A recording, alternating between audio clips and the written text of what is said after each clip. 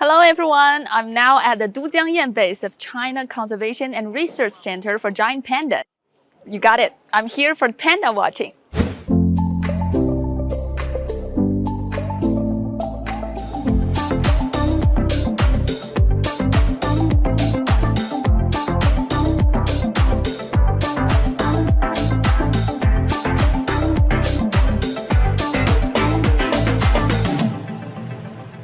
Yaya, China's friendship envoy panda that traversed the Pacific to America 20 years ago, recently came back to China. Along with her return, pandas have once again become a viral hit around the world.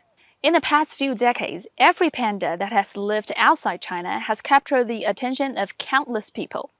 These envoy pandas are a carrier of love for the animal from people all over the globe and also lay witness to the communication and cooperation between China and other countries. Just right here in the base, many pandas live their own stories. This panda is named Bai Yun.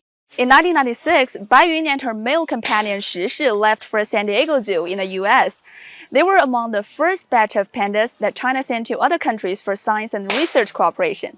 Back then, the two countries carried out many cases of interesting and cutting-edge research based on the programs China launched, supported by America's experience in animal nutrition and animal behavior studies. For example, in some online video clips, we can sometimes hear pandas baaing like sheep or chirping like birds, meaning they're rutting. This is just an example of one takeaway from the two countries' cooperation back then. There's also gossip about Bai Yun. It is said when Bai Yun was younger, she had a fiery temper. One time, when she was in rutting season, her male companion Shi was totally frigid, sitting there idly eating his food. So, Bai Yun went right on and gave Shi a punch. Fortunately, later on, some Chinese experts went to America with artificial insemination techniques for pandas, which enabled Bai Yun give birth to her cub Hua Mei. Let's go visit Hua Mei.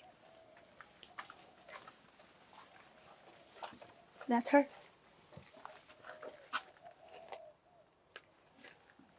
She's the first giant panda that survived her birth in America, as well as the first panda born outside China and returned to her home country later.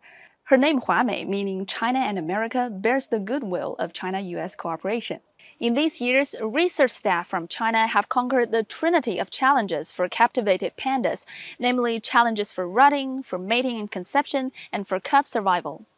Techniques to tackle these problems were introduced to other countries and further integrated with local studies and techniques, enabling considerably more pandas to breed outside China.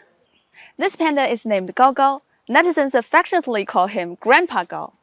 We just mentioned that Bai Yun wasn't satisfied with Shi, so in 2003, the center selected another Miss Right for Bai Yun and sent him to America, and that is Gao Gao. The couple ended up breeding 5 cubs in America, all by spontaneous mating. Every year or two, a new zoo would appear on the list of zoos that partnered with China on the conservation and research of giant pandas. Currently, China is working with 23 zoos in 19 countries. Dialogue and collaboration in behavioral studies, breeding and deliveries, and rearing management are all important elements in giant panda conservation. 6 years ago, I talked about the giant panda's special contribution to China's diplomacy in the previous episode. Today, I learned more about cooperation on pandas conservation and research, offering me a peek into the changes and developments in cooperation on pandas between China and other countries. For both China and the receiver countries, giant pandas are beyond a symbol of friendship. It is more of an icon of rare species and a kaleidoscope that epitomizes humanity's joint efforts for protecting the ecological environment and building a community of life for man and nature. I'm Sima Lu in Sichuan. Thank you for watching.